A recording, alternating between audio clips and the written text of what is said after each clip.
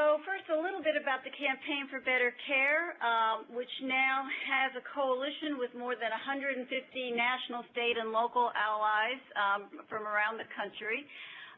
The campaign is actually dedicated to two goals. One is to really improve the way that health care is delivered, particularly for older adults, people with multiple chronic conditions, the most vulnerable populations, the folks who are the heaviest users and therefore incur the highest costs in the system, but also generally have the poorest outcomes.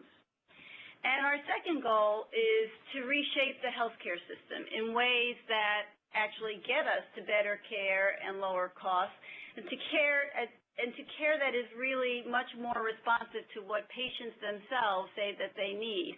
And we've done a lot of research on that topic, and I think you could fairly distill what we hear from patients over and over again down to three things: coordination, communication, and affordability. And we'll be talking more about those topics over the next hour. The reason we are calling this webinar to talk to you about the Partnership for Patients initiative is because that initiative is really a key opportunity for us to move forward on this agenda. It shares the same goals, and as you're about to hear, to get to better care and to safer care, it puts a heavy emphasis on better communication and coordination, especially with patients and family caregivers. Next slide. So why is this all so important, and why do we, as a consumer organization, feel so much urgency about it? Well, just to give you a small sense of that urgency and the importance of this, we put a few facts up there on the screen. And first, we pulled out some facts on hospital-acquired infections, which are not the only things that can go wrong during a hospital stay, but one of the more troubling and problematic things that often goes wrong. And when I say often, I mean often. 1.7 million a year, at least 100,000 deaths. Some think that's a very conservative estimate, costing us as much as $25 billion a year.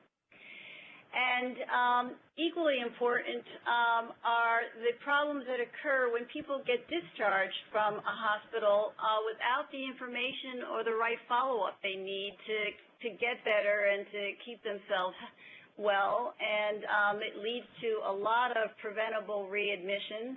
And particularly in the older population, what we know is that 1 in 5 of older people with multiple chronic conditions gets readmitted to the hospital within 30 days of discharge. And these kinds of preventable readmissions are costing us roughly about $26 billion a year. And to give you just a little added flavor of how important this is when you think about state budgets, which everybody is so focused on these days.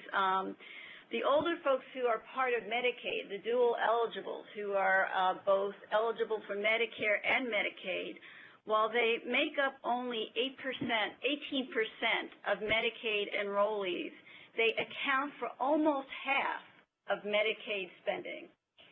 And so addressing these issues that are so costly, particularly in the older population, is a critical way of getting at excess costs in the system. Next slide. So today, we're going to primarily focus on this initiative, Partnership for Patients, and we think of it as helping to lead us to a solution that will help us to reduce Medicaid and Medicare expenditures, as well as healthcare spending more broadly, by improving care coordination and patient safety, in effect, saving money and lives.